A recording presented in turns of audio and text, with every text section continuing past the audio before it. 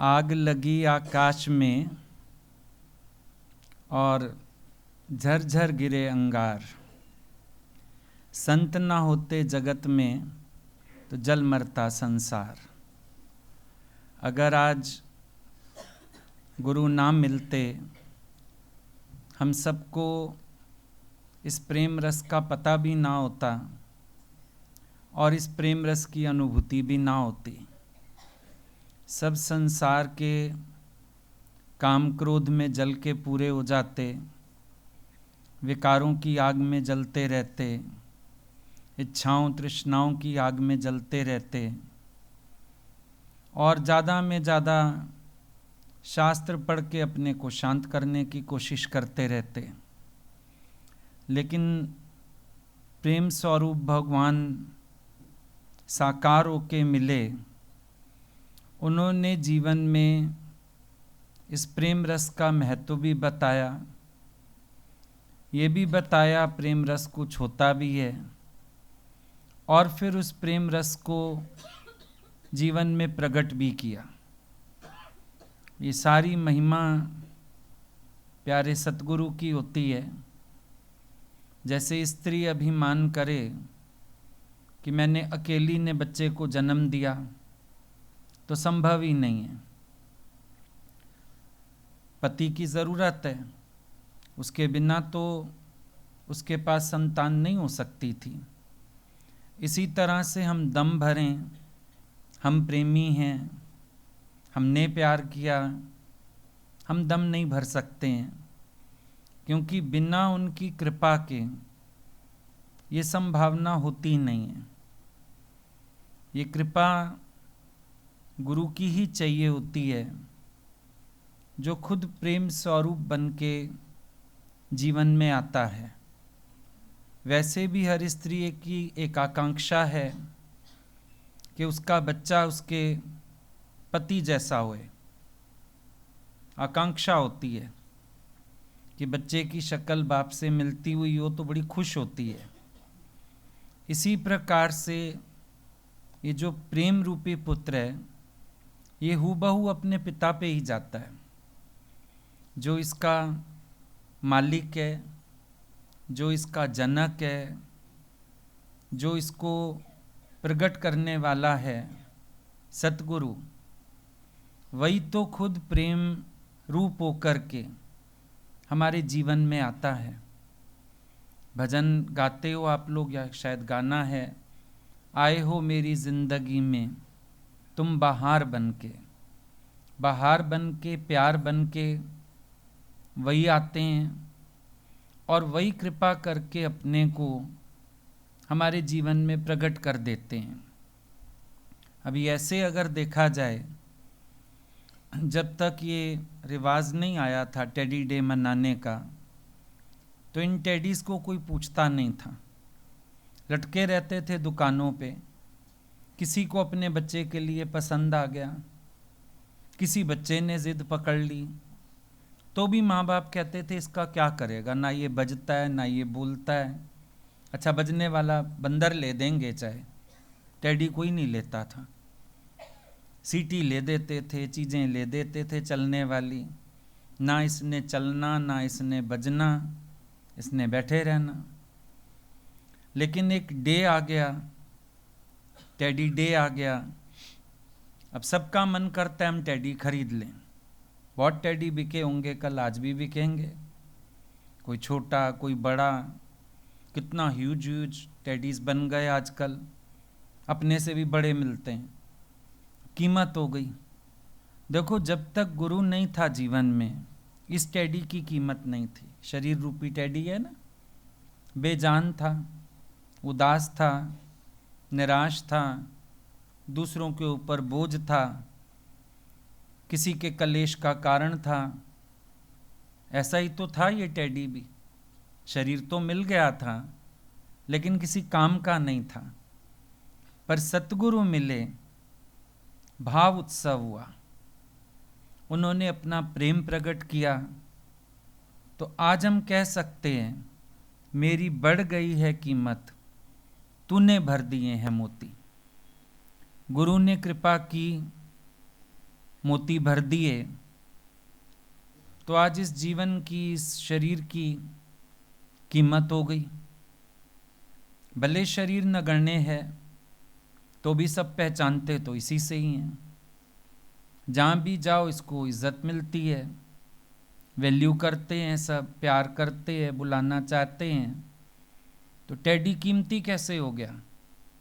जब गुरु की नज़र पड़ी। आप बाजार जाओ, चालाक दुकानदार होता है, वो कीमत बढ़ा देता है चीज़ की जो पसंद आ रही हो। अच्छा भला रेंज में चीज़ दिखा रहा है, साड़ी लेने चले जाओ, अच्छी भली 5,000 की साड़ी दिखा रहा है, हाँ इसी रेंज में, इसी रेंज में, हाथ रख दो, ये बहुत अच्छी लग रही है, नहीं 1 मिनट, ये ना फिर 8, 8.5 की है, पसंद जो आ गई। टेडी लेने चले जाओ, हाँ ऐसे ही है, 100, 200, 400, हाथ रख दो, ये वाला चाहिए, ये 500, अचानक कीमत बढ़ा देता है। अब हम लोगों के जीवन में तो और ही बात अलग हो गई। जैसे एक बार एक राजा ने बुलाया लक्कड़हारे को, बोला मैं यज्ञ करना चाहता हूँ, मेरे को चंदन की लकड़ी दिखा के जाओ। लकड़ियाँ लेके आया, राजा ने हाथ में ली, देखी, बोला ठीक है हमको पसंद है, कीमत बताओ। कहने लगा अब तो इसकी कीमत नीलमणि से भी ज्यादा है।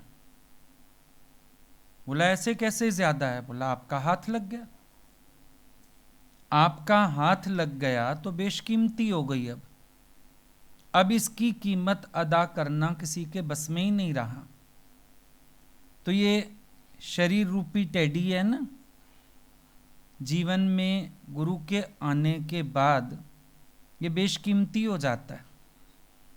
अभी आप देखो, किसी के पास भी चले जाएं, एक नज़र की भी सब वैल्यू करते हैं। अभी इन्होंने मुस्कान की बात की, एक मुस्कान की भी कीमत करते हैं।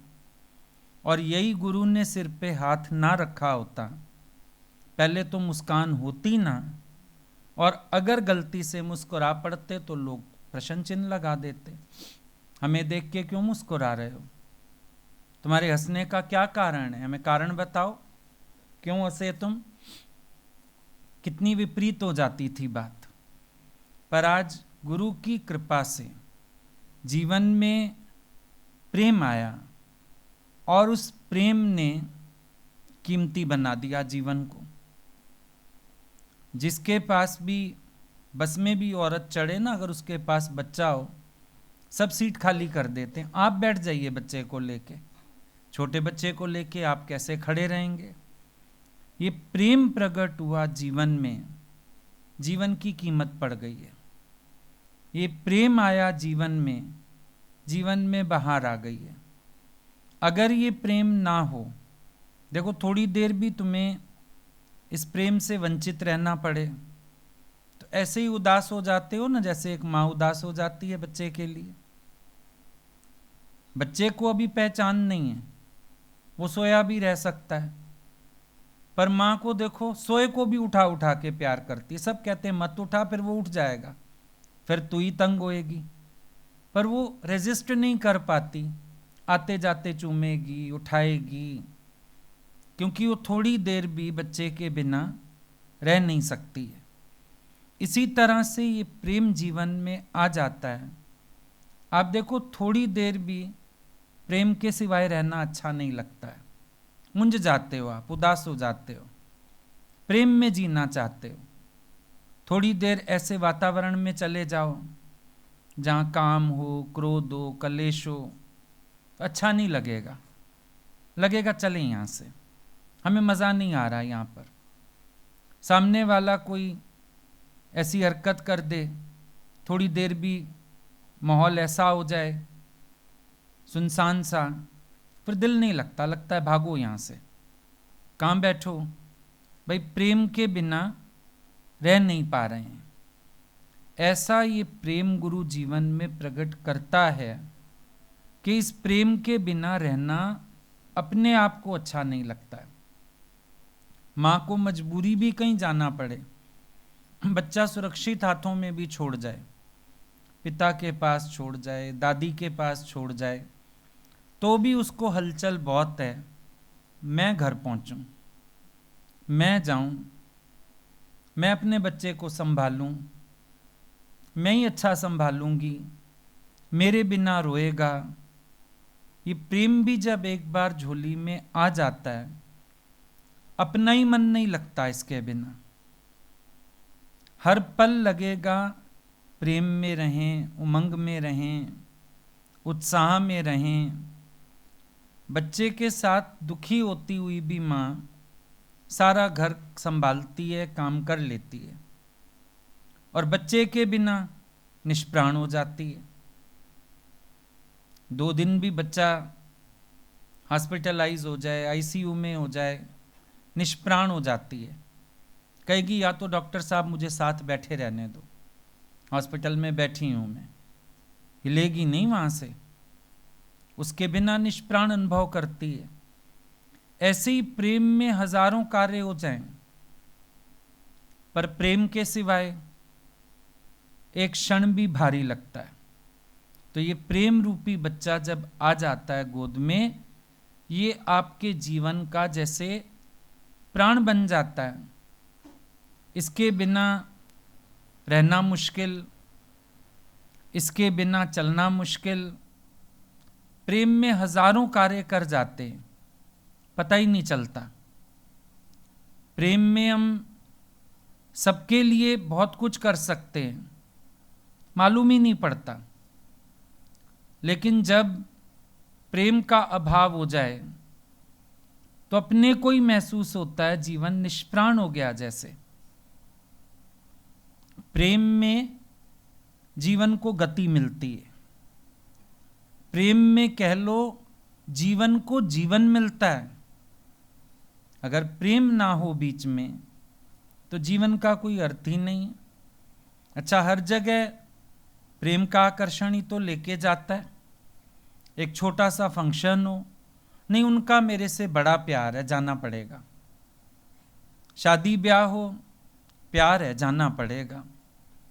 सत्संग आते हो, प्रेम की खींची तो होती है। ज्ञान तो घर में भी सुन सकते हो, अब तो सुविधा हो गई है, शक्ल भी दिखती है।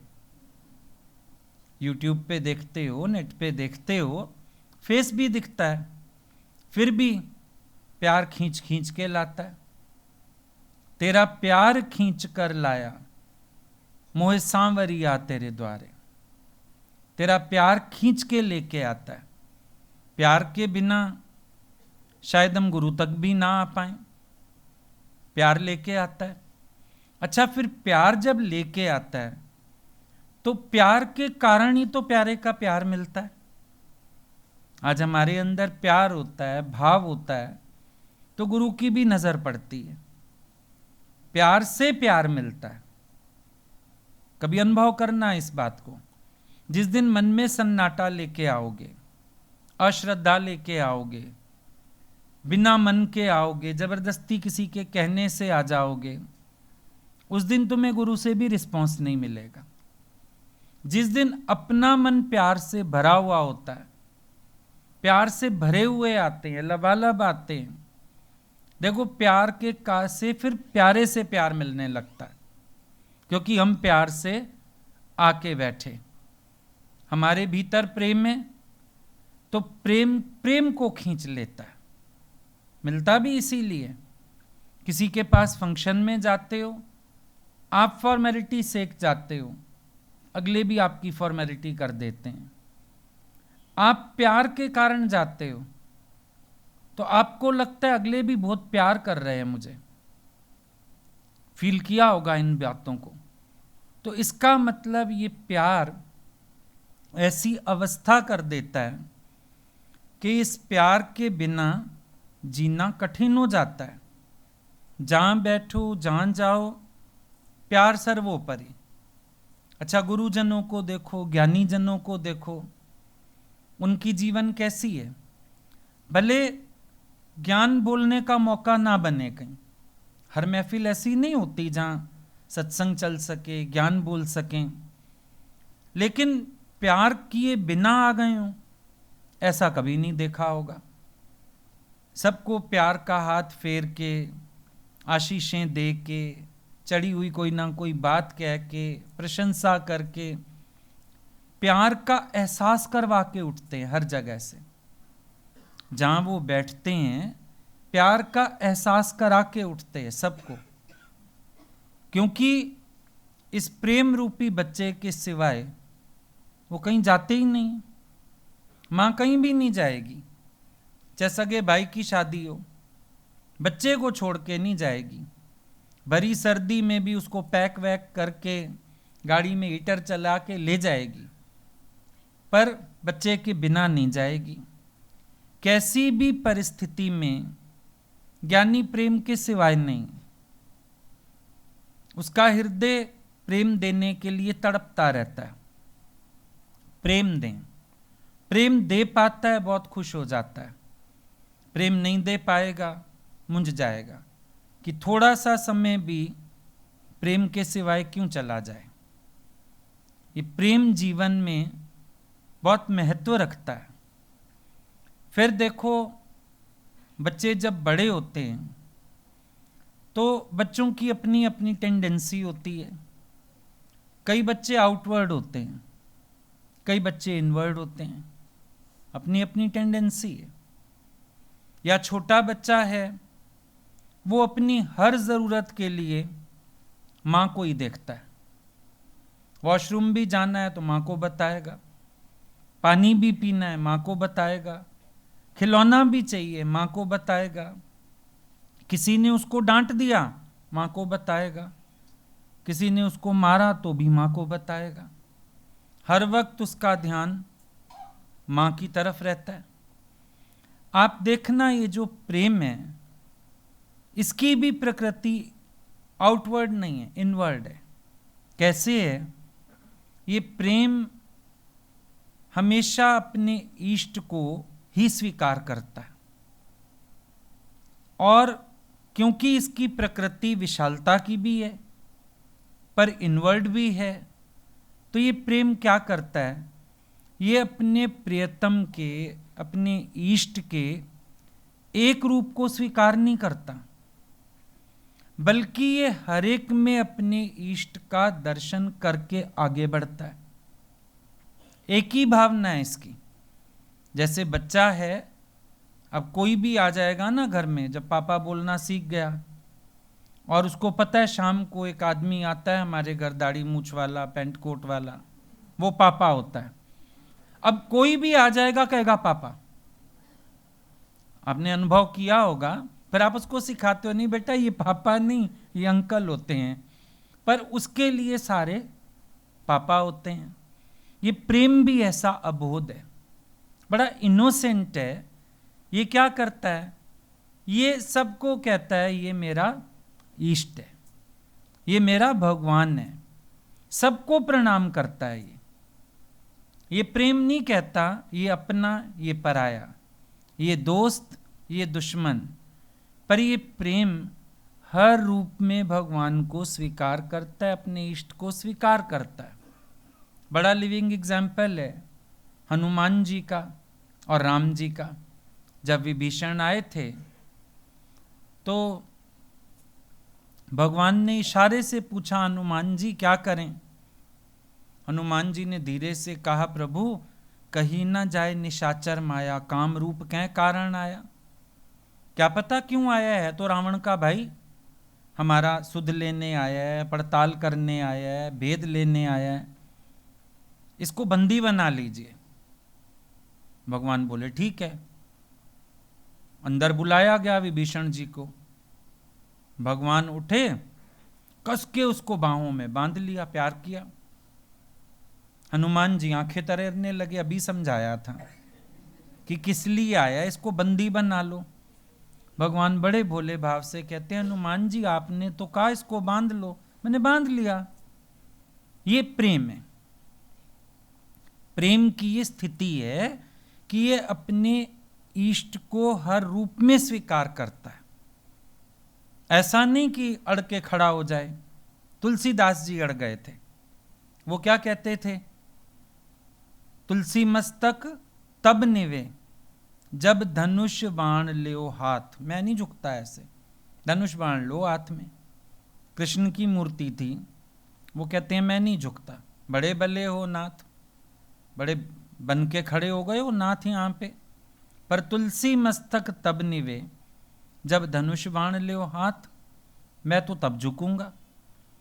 लेकिन ज्यों ज्यों प्रेम प्रगाढ़ होता है, या कह लो प्रेम जीवन में आता है, अभी उस समय उनकी स्थिति क्या है तुलसीदास जी की, अपने इष्ट के एक स्वरूप को स्वीकार कर रहे हैं। लेकिन प्रेम में ये स्थिति नहीं होती है।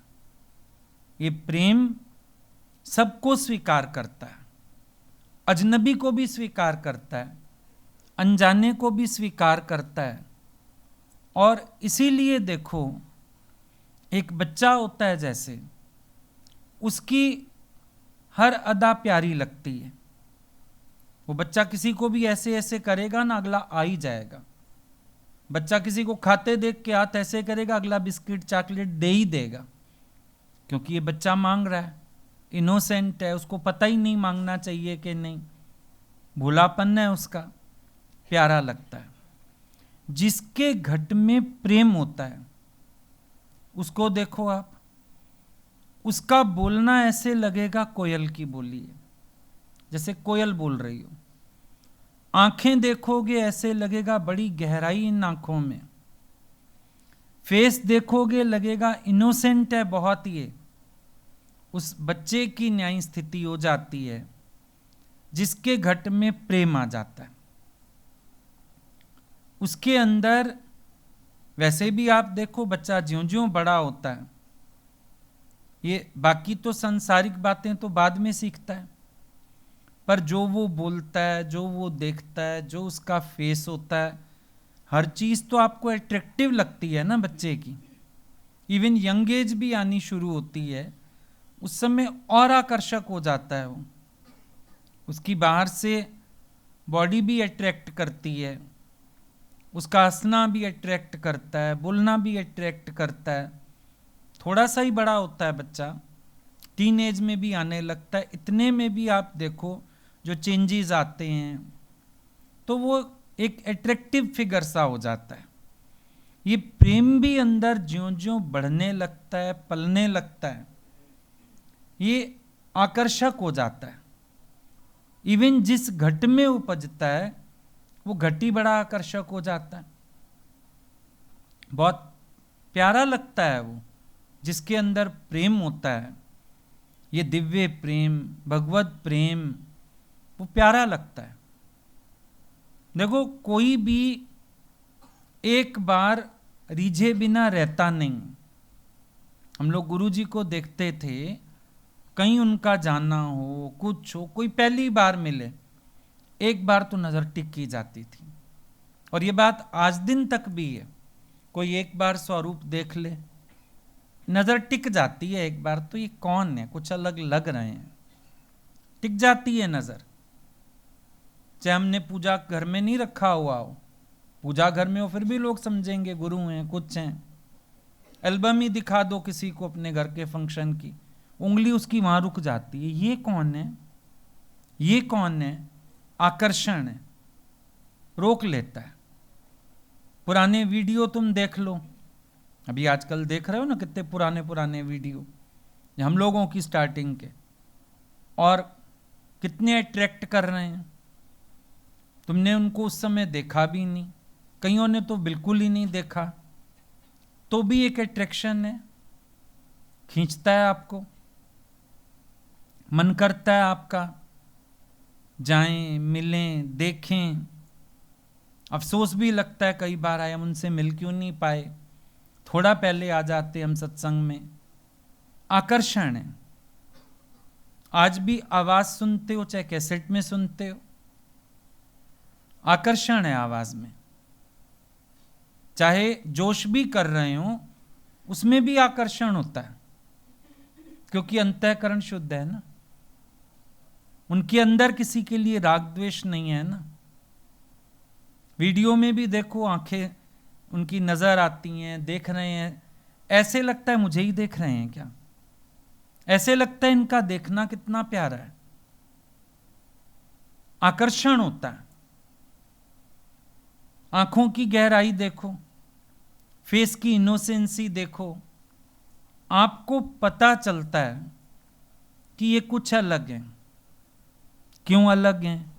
क्योंकि उनके भीतर प्रेम है। जो सबसे बड़ी बात है, जिसके घट में प्रेम है वो घट आकर्षक हो जाता है। चाहे किसी ने अभी ज्ञान भी ना सुना उनसे, तो भी आकर्षित हो जाता है। चाहे कोई सामने दर्शन भी ना कर पाया हो, तो भी आकर्षित हो जाता है। आकर्षण किस चीज का है? प्रेम में आकर्षण है। तभी बोला जो कृष्ण शब्द बना कृष धातु से, और कृष माना आकर्षण। आकर्षण होता है, जो भी प्रेम स्वरूप है उसके अंदर आकर्षण है। अब इतनी छोटी एज है भगवान कृष्ण की, गोपियां तो बड़ी बड़ी हैं, भगवान तो समझो पैदा हुआ बालक हो गया एक, फिर भी इतना आकर्षण है। वो जाती हैं गोपियां बार बार, यशोदा माँ की मदद करने के बहाने ही चली जाती हैं,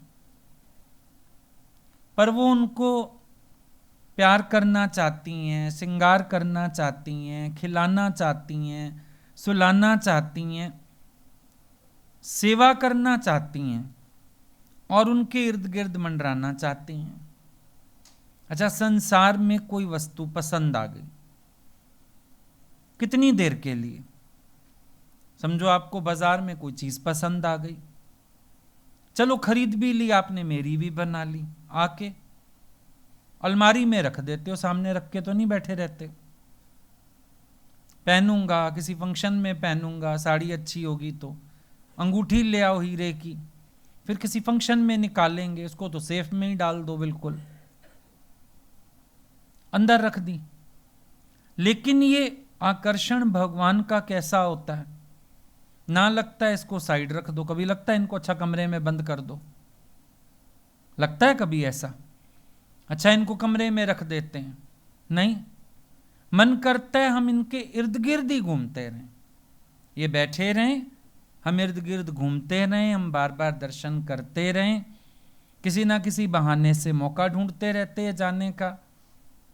अब चाहे भगवान सारा दिन बिठाए रखते थे पास, फिर लगता था कोई बहाना मिल जाए, कोई बात करने के बहाने चले जाएं, कुछ बताने के बहाने चले जाएं, कुछ पूछने के बहाने चले जाएं, एक चक्कर मारते आए जरा, बड़ी देर हो गई देखे हुए, 1 घंटा हो गया, 2 घंटा हो गया। ये कैसा आकर्षण है? विचार करके देखो, ये कैसा आकर्षण है? ये प्रेम का आकर्षण है। आकर्षित करता है, प्रेम खींचता है अपनी तरफ, प्रेम बार बार दर्शन करना चाहता है, कुछ सुनना चाहता है। अच्छा एक शब्द कह दें, अच्छा देख लें, कभी कुछ रखने चले जाओ, कुछ चले जाओ, वो अपना लिख रहे होते थे, सिर्फ एक चश्मा ऐसे करके टेढ़ी आंख देखते थे ना, तो भी तसल्ली हो जाती थी, देख लिया उन्होंने। बोलने की तो हिम्मत नहीं होती थी, क्योंकि लगता था लिख रहे हैं उनकी, और फ्लो टूट जाएगा जैसे हमारी वजह से, तो हिम्मत नहीं होती थी बोलने की। पर वो सिर्फ चश्मा नीचे करके ना टेढ़ी आंख से देख लेते थे कौन आया और क्या करने आया, फिर दोबारा लिखने लगते थे। उतने में भी संतुष्टि महसूस होती थी, लगता था ठीक है देख लिया उन्होंने। और कभी कभी तो चश्मा हटा के बातें करने लगते थे, क्या ले आए हो, क्यों ले आए हो, अरे हमने तो मना किया था, कोई भी बात हो गई जैसे, तो फिर लगता था ये भी अच्छा हो गया, चल बात हो गई इसी बहाने। और कभी तो ज्यादा मूड में होते थे, तो लिखना भी छोड़ के बोलते थे बैठ जा, फिर अभी तो भीड़ में ही मिलते हैं हमेशा, थोड़ी देर बैठ जा, एकांत तो मिलता ही नहीं अभी, यूं भी मौका लग जाता था। पर एक बात है कि ये प्रेम हमेशा आकर्षण करता है, खींचता है, अपनी तरफ खींचता है। जैसे बच्चा छोटा भी खींचता है, फिर टीनेज में आ जाता है तो भी खींचता है।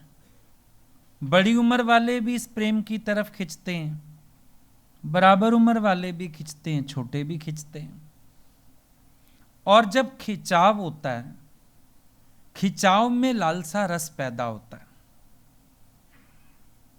एक अनुभव की बात है, जब आकर्षण होता है किसी चीज के लिए, उसको पाने की लालसा होती है ना। ये जो आकर्षण पैदा होता है, ये हमारे अंदर लालसा रस को प्रकट करता है। कैसे प्रकट करता है? जैसे गुरु को देखा हम लोगों ने, हर वक्त प्रेम में, खुशी में, आनंद में, मौज में आकर्षण होता था उनकी तरफ। फिर एक लालसा पैदा होती थी, ये कौन सी स्थिति है, ये क्या है, इनके भीतर क्या है, हम भी वो पा सकें, हम भी वो जान सकें। एक लालसा रस। और बड़ी मजेदार बात है, ये लालसा रस भी उनकी कृपा से मिलता है। किसी को इतना आकर्षित करें कि उसके अंदर लालसा पैदा हो जाए, कोई इतना शुद्ध हृदय वाला हो कि उसके अंदर ये लालसा पैदा हो सके, कोई इतना अभिमान से खाली हो उसके अंदर पैदा हो सके। फिर भी एक बात है कि वही जाने जिन देहु जनाई, अगर कृपा करें किसी के ऊपर तो लालसा रस उसके अंदर पैदा कर दें। जैसे एक पति लालसा पैदा कर देता है स्त्री के अंदर बच्चे के लिए, इसी प्रकार से महापुरुष हमें लालसा रस देते हैं। प्रेम रस से पहले लालसा रस आता है, लालायित होता है मन, लालसा जागती है, मुझे भी चाहिए, मैं भी पाना चाहता हूं, मेरे जीवन में भी ये आ जाए। ये कृपा होती है पूरे सतगुरु की, ये कृपा होती है उस प्रेम रस में डूबे हुए महापुरुष की, कि वो हमारे जीवन में इस लालसा रस को प्रकट करते हैं। अगर वो कृपा ना करें तो ये लालसा रस कहां से आए? अगर वो दृष्टि ना डालें, ये लालसा रस कहां से आए? लालसा का भी एक रस है, बड़ी तीव्र लालसा जागती है, पाना है, मुझे भी चाहिए, मेरे को भी डूबना है इसी में, मेरे को भी खो जाना है इसी प्रेम में। ये लालसा जगाते हैं। मीरा की बात सुनते हैं, लालसा जागती है। और संतों की बातें सुनते हैं, रसिकों की, लालसा जागती है। यहां लालसा कैसे जागी? गुरु को देख के लालसा जागी। अंदर ही अंदर प्रार्थना होती थी, भगवान ये रस पिला दो, इसी रस में डुबा दो। ये लालसा रस उनकी कृपा के बिना किसी भक्त को नहीं मिल सकता है। इसीलिए उनकी भक्ति, उनकी शरणागति, उनके प्रति समर्पण भाव, ये सब भावनाएं जाग जाती हैं कि सब कुछ लुटा के भी हमें ये चाहिए। जब एक चीज की लालसा जागती है, आप उसकी कीमत चुकाने को तैयार होते हो। ये लालसा रस जब आता है, देखो केवल लालसा नहीं है, संसार की चीजों की होती तो हम इसको लालसा कहते, पर ये प्रेम की है, प्रभु प्रेम की है, भगवत प्रेम की है, इसीलिए हम इसको प्रेम की भी लालसा कह रहे हैं, लालसा रस कह रहे हैं कि लालसा रस है ये एक, क्योंकि इसमें रस आता है।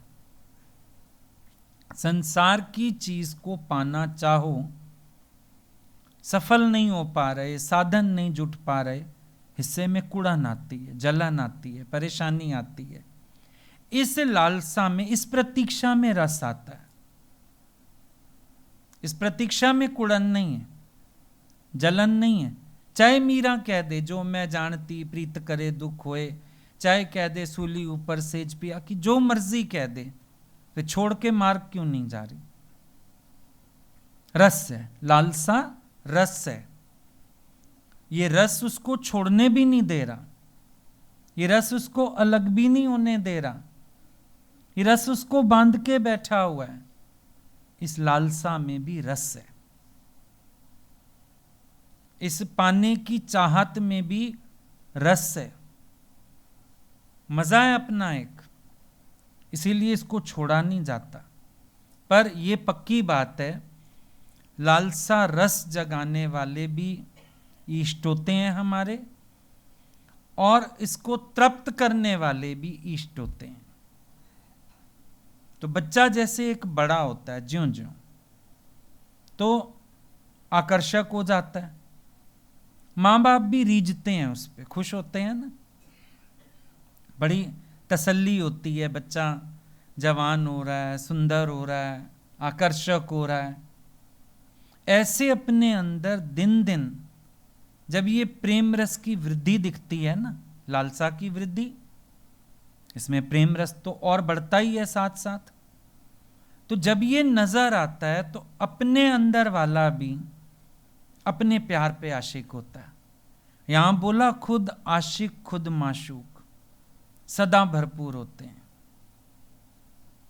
बड़े तृप्ति होती है, बड़ी संतुष्टि होती है, बड़ी रीझ होती है इस प्रेम पे। जब ये दिन दिन सवाया होता दिखता है ना, बड़ी तसल्ली देता है, बड़ा मजा आता है इसमें। ये लालसा और बढ़ती है और मजा आता है। देखो मजेदार बात है, भगत लालसा सच्ची रखे, भगत तरसेगा तभी तो प्रभु बरसेगा। भगत तरसेगा नहीं, प्रभु बरसेगा नहीं। गुरु भी ऐसे नहीं बरसता, जो तरसता है उसी पर बरसता है। पहले तड़पत फिर तिरपत, जो सीधा ही तृप्त होके बैठ गया, मैं तो बड़ा तृप्त, मैंने तो ज्ञान जान लिया, फलान जान लिया, भगवान को लगता है इसके यहां से सूखा ही पड़ा, रहने दो, निकल लो यहां से, कदर ही नहीं है भाई इसके पास। कोई तरसे तो सही, जो तरसेगा प्रीतम उसके लिए बरसेगा। बिना तरसने वाले के लिए प्रीतम कभी नहीं बरसता। पहले वो तरसे तो सही, भाव तो जगाए। इसीलिए महापुरुष प्यास जगाने वाले, फिर प्यास बुझाने वाले। तो प्रयास क्या रहना चाहिए? अपने सतगुरु की चरण धूल से अपने नेत्रों को हमेशा आंजते रहना चाहिए। बर्तन मांजते हैं, अपने नैनों को आंजते हैं, ध्यान रखना। मांजना नहीं कहते हम यहां पे, राख से बर्तन मांजते हैं, पर अपने सतगुरु की चरण धूल से अपने मन के नेत्रों को आंजते हैं, बाहर वाले नेत्रों को नहीं कि तुम बाहर से धूल ले लो और आंखों में मलनी शुरू कर दो। उनकी चरण धूल माना उनको बहुत ऊंचा जान के, कभी उनकी अदा, कभी उनका शब्द, कभी उनकी चरित्र, जो भी हमको थोड़ी सी चीज मिल जाए, चरण रच जाए वो हमारे लिए, जो उनके पद चिन्ह हैं, जो उनकी जीवन है, जिस पर वो चले हैं, हम वो रज लेके अपने मन के नेत्रों को आंजते जाएं, तब बात बनेगी, तब काम बनता है, नहीं तो नहीं बनता। देखो जो संशय बुद्धि पुरुष है, कलम गुरु जी की एक पुरानी वो पढ़ रहे थे डायरी अपनी, तो अच्छी लगी उसमें बात। बोला जिसके अंदर अपने ज्ञान का भी संशय आ जाए, मैं ज्ञानी, मैं तत्व को जानता हूं। बोला ना वो तत्व को स्वीकार कर पाएगा, ना भगवान के साकार स्वरूप को स्वीकार कर पाएगा, क्योंकि उसको तो अपने अंदर गोपियों की तरह अभिमान आ गया, मैं जानता हूं, मेरे को ज्ञान है। बोला तत्व भी नहीं स्वीकार पाएगा, उसको तत्व का अनुभव कहां से होगा? बिना गुरु की कृपा के तत्व का अनुभव कहां से आया? और तत्व के अनुभव तक पहुंचने के लिए उसको गुरु के साकार स्वरूप को स्वीकारना पड़ेगा, क्योंकि प्रेम की दर्शन भी वही है, प्रेम की अभिव्यक्ति भी वहीं से है, और प्रेम का बीज अपने अंदर भी वहीं से पड़ेगा, और प्रेम का पोषण भी वो करेंगे। और बहुत सही बात है, साकार गुरु ना मिले, अभी बात चली संत ना होते जगत में जल मरता संसार। अभिव्यक्ति कहां होती इस प्रेम की? पता ही नहीं होता हमको प्रेम होता क्या है। फिर इस प्रेम का दर्शन कहां हुआ? सतगुरु के चरित्र में ही हुआ इसका दर्शन। बीज कहां से पड़ा? साकार मिले तो उन्होंने ही बीज डाला, फिर इसका पोषण किसने किया? उन्होंने ही किया। जब तक के हम ये अनुभव ना कर लें कि वही प्यारा प्रेम स्वरूप सतगुरु बन के आया था, वही आज प्रेम रूप में मेरे अंदर हिलोरे ले रहा है, कौन अनुभव कराता हमको? पर संशय बुद्धि पुरुष। बोला जो भगवान के साकार रूप को नहीं स्वीकारता, गुरु जो है परमात्मा का ही साकार स्वरूप है, जो उनके साकार स्वरूप को नहीं स्वीकारता, जो संशय बुद्धि रखता है, जो अपने आप को ज्ञानी ध्यानी बना के चलता है, बोला वो तत्व का भी अधिकारी नहीं है, और संशय बुद्धि पुरुष भगवान के साकार स्वरूप को स्वीकार ही नहीं पाएगा। अब ना स्वीकारने का मतलब ये थोड़ी मना करेगा, पर जैसा प्रेम होना चाहिए, जैसी श्रद्धा होनी चाहिए, जैसा समर्पण होना चाहिए, जैसा वो आज्ञा में चला हुआ होना चाहिए, ये सब उसके जीवन में नजर नहीं आता, तो समझ में आता है कि ये भगवान के साकार स्वरूप का तौहीन कर रहा है, ये उनके साकार स्वरूप को स्वीकार नहीं रहा है। तो ऐसी स्थिति नहीं होनी चाहिए। इस पर एक बात आती है कि एक बार दो संतों ने एक जगह बैठ के बच्चों को खेलते हुए देखा। भगवान कृष्ण के जमाने की बात, दो संतों ने देखा भगवान अपने बाल सखाओं के साथ, जो बाल सखा थे ना उनके लड़के, उनके साथ खेल रहे थे, गेंद खेल रहे थे। दोनों ने देखा, एक तो देख के भीगने लगा, बहुत भीगने लगा, दूसरा देखने लगा, बच्चे खेल रहे हैं, इसमें रोने की क्या बात? क्या हुआ तुझे, क्या देख रहा है? बोला प्रभु स्वयं खेल रहे हैं। बोला पागल है, नहीं स्वीकार पाया। वो जो पहला संत था उसने अंदर अंदर प्रार्थना की, भगवान मेरा मित्र है, सालों से साधना में चल रहा है, थोड़ा सा कृपा कर दो इसके ऊपर, थोड़ी सी मेहरबानी कर दो। बहुत सारी प्रार्थना करने लगा अंदर, क्योंकि जिसके अंदर प्रेम होता है ना, उसका दिल करता है मैं बाकियों के अंदर भी किसी तरह ये प्रेम डाल दूं।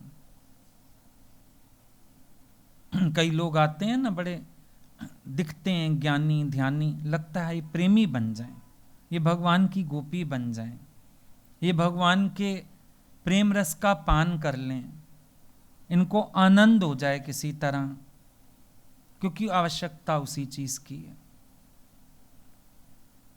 असल में आवश्यकता उसी चीज की है। कितना मर्जी कोई ज्ञानी ध्यानी हो जाए, जब तक प्रेम स्पर्श नहीं करता ना, रस नहीं आता। मुश्किल ये है। और मजा तो ऐसी भक्ति में ही है, ऐसे प्रेम में ही है कि बस देखा और पहचान लिया, पहचान लूं तुझे मैं, ऐसी नजर तू दे दे।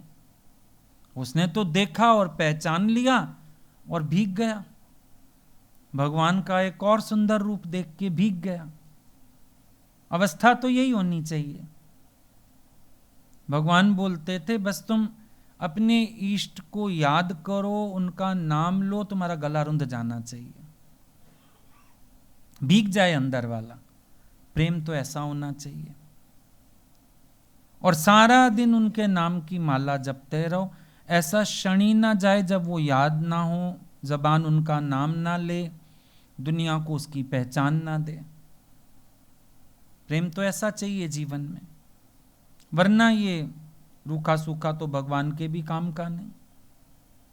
अच्छा, भगवान को रूखी चीज खिलाओगे? नहीं ना। अभी हलवा बनाने को कहें, घी से तर हलवा बना के लाओगे? भगवान ऐसे रूखा सूखा कैसे खाएं? फुल्का खिलाने को कहेंगे तो सोचोगे चौपड़ के दूं, परांठा बना के दूं, अंदर भी घी हो बाहर भी घी हो। पर हृदय रूखा सूखा भगवान कैसे स्वीकार कर लेंगे? रोटी तो एक टाइम कोई खा भी ले चलो, हृदय कैसे स्वीकार करेंगे भगवान रूखा सूखा? वो नहीं चाहिए होता है। तो वो अपने मित्र के लिए प्रार्थना करने लगे, भगवान थोड़ी सी कृपा कर दो, मेरा परम मित्र है एक, तो ऊपर से सालों से तो लगा हुआ है आपकी साधना में, बेचारा पाना तो चाहता ही है, थोड़ी दृष्टि दे दो, कृपा कर दो, मेहरबानी कर दो इसके ऊपर, देख पाए आपको। देखो कोई बैठा हो आपके पास ना, बार बार गुरु में संशय वाली बात करे ना, आपका हृदय भी प्रार्थना करता है, भगवान इसकी बुद्धि में आप ही आ बैठो, थोड़ा आप बैठ जाओ इसके घट में, समझे तो सही। आपको समझ ही नहीं रहा ये, फिर आपको साधारण देख रहा है, फिर आपको इग्नोर कर रहा है, फिर आपकी तौहीन कर रहा है, फिर आपको नहीं पहचान रहा। ये ऐसे ही चला जाएगा संसार से, समय तो दे ही रहा है बेचारा। कई बार देखो ऐसे जिज्ञासु टकरा नहीं जाते, उनके लिए अंदर से प्रार्थना निकलने लगती है कि भगवान थोड़ी कृपा कर दो, सद्बुद्धि दे दो। किस अहंकार में पड़ा है, किस बातों में, किन हठों में पड़ा है, अपनी जिद में पड़ा है, मुड़ जाए, जुड़ जाए, कृपा हो जाए इस पे। अब वो संत भी ऐसे प्रार्थना करने लगा। थोड़ी देर हुई, शाम हुई, फिर बैठे थे, फिर वो पूछने लगा तो उस टाइम भीगा क्यों, क्या हुआ था? साधारण बच्चे ही तो थे। अब वो भगवान से तो प्रार्थना कर ही चुका था, विश्वास भी था भगवान सुनेंगे तो सही। कहता है ऐसे कर, एक बार फिर जा पेड़ की ओट से ना, फिर देख, खेल ही रहे हैं वो भी, और श्रद्धा की आंखों से देखियो, संशय लेके मत जा, क्योंकि बड़े जबरदस्त लीलाधारी हैं। तूने अगर संशय के नेत्रों से देखा ना, वो ऐसी लीला रच डालेंगे तेरा संशय और पक्का हो जाए।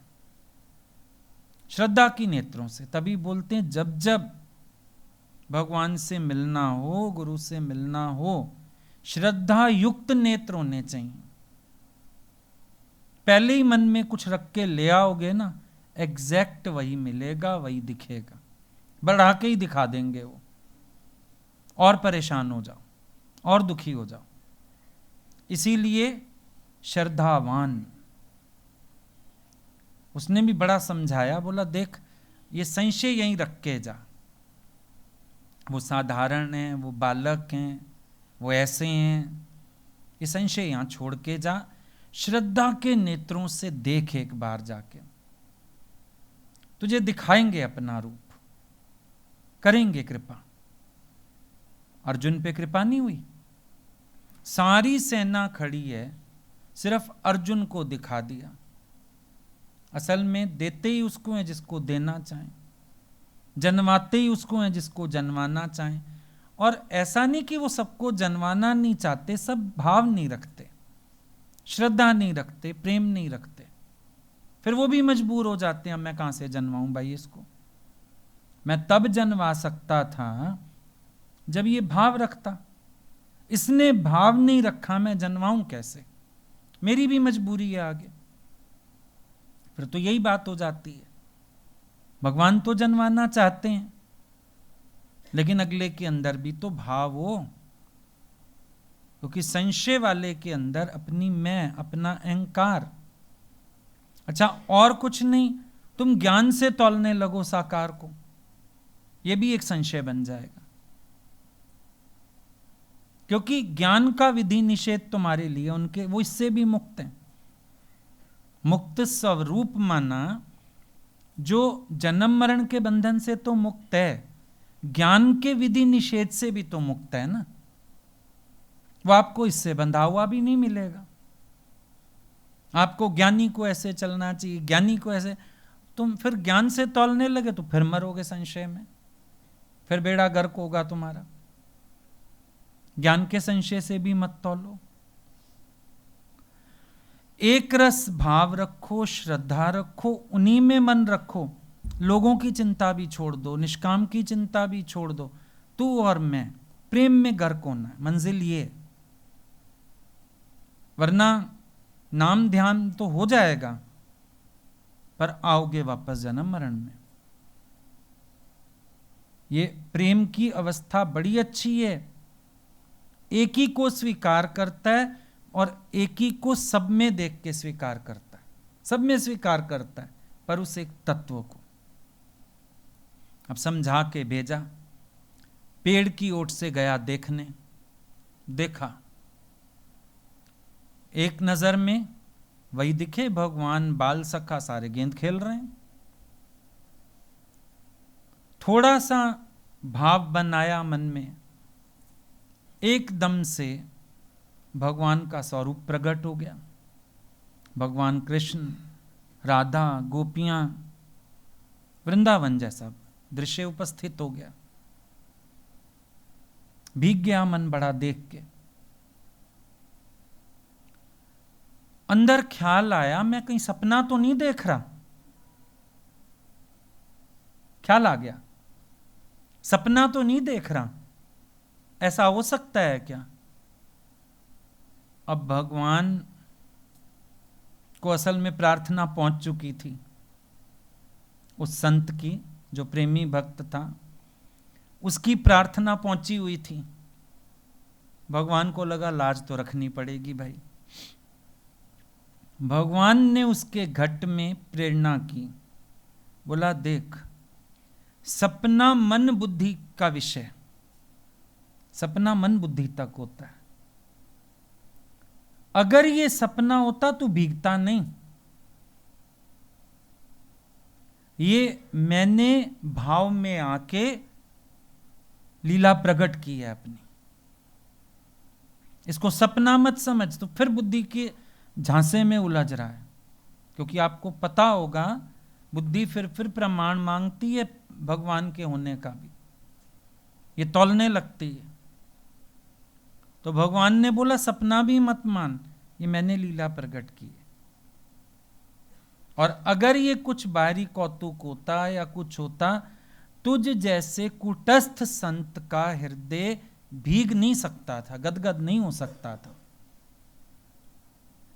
ये जब मैं कृपा करता हूं, लीला दर्शन देता हूं, अपना साथ दे के, सामीप्य, देखो याद करो, गुरु अपना साथ दे के भगवान ले चलते थे ना कहीं कहीं। अब उनके साथ, उनके सानिध्य में रहते हुए जो लीला दर्शन हम लोग करते थे, उससे हृदय भीगता था।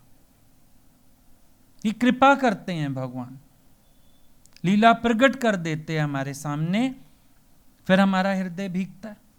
वरना हमारा हृदय कैसे भीगता? अब सुनी हुई बातों पे भी हृदय भीगने लगा। एक समय शुष्क था, एक समय भाव बनाए, एक समय जब लीला वो प्रकट करते थे अपने आप अंदर वाला भीगता था। एक समय ऐसा आ गया जीवन में चलते चलते, जब कोई बता देता था, कोई चिट्ठी में भी एक लीला लिख भेजता था, उससे भी हृदय भीग जाता था। ये कृपा,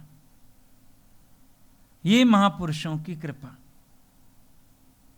ये प्रेम ऐसे जवान होना शुरू होता है ना, इसकी कलाएं खिलनी शुरू हो जाती हैं।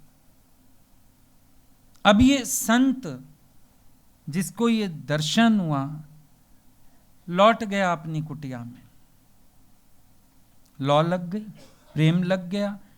अब दिन दिन लालसा बढ़ने लगी, दिन दिन उमंग बढ़ने लगी। भगवान के साकार रूप को नहीं स्वीकारता था, अब केवल साकार की महिमा में ही झूमने लगा, झूलने लगा, रस लेने लगा।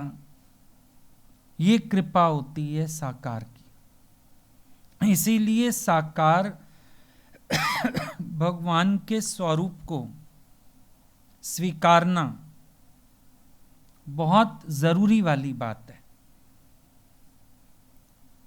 टेडी डे है ना, सामने है एक रूप, आप सामने वाले को ये क्यों भेंट करते हो कि जैसे मेरी याद आएगी, मैं ही हूं तेरे लिए, ये तो मेरे को उठाना, तो मेरे को गले लगाना, तो मेरे को लेके घूमना। भगवान क्या करते हैं, साकार होके ये गिफ्ट देते हैं अपने भक्त को, फिर भक्त अपना सर्वस्व अर्पण करता है। ऐसे तो वो भी अर्पण ना कर पाए। ये कृपा ही तो होती है ना उनकी, कि साकार स्वरूप लेके हमारे लिए प्रकट होते हैं। तो भगवान ही कृपा करते हैं, अपने भक्त के अंदर प्रेम प्रकट करते हैं। देखो पहले पहल क्या करते हैं, जिस घट में प्रेम प्रकट करते हैं उसको भर देते हैं रस से, फिर उसको कहते हैं जा बांट। बांटने की प्रेरणा, बांटने की पद्धति, दोनों चीज देते हैं।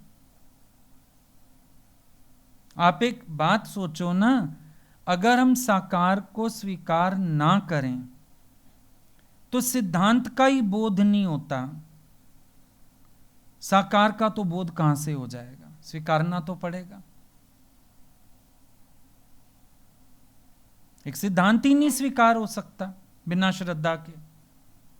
साकार भगवान को कहां से स्वीकार कर लेंगे? मूर्ता में ही रह जाएंगे। तो ये कृपा देखो, पहले हमारे घट को रस से भरते हैं।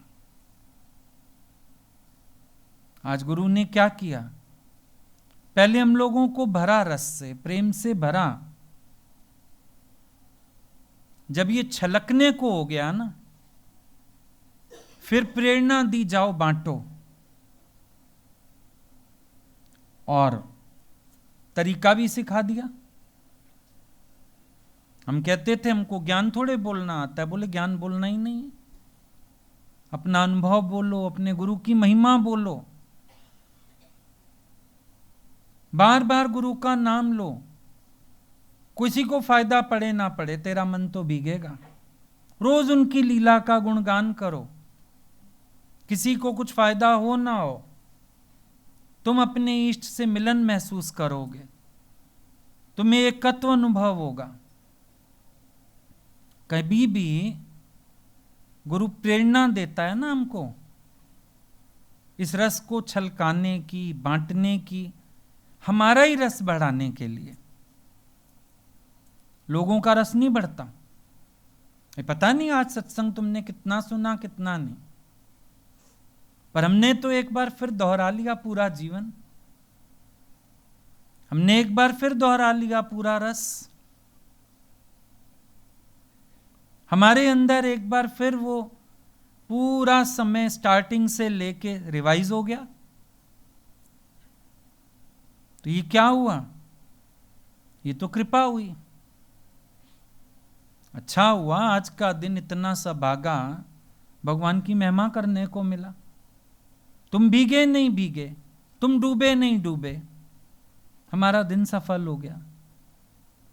क्योंकि जब एक बार अंदर से वो सब उखड़ आता है ना, फिर पूरा दिन अंदर वही चित्र, वही चरित्र, वही प्रेम, वही मौज, वही मस्तियां, सब घूमता है अंदर दिल दिमाग में।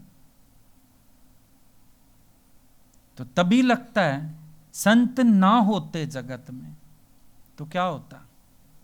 फिर तो दिक्कत थी।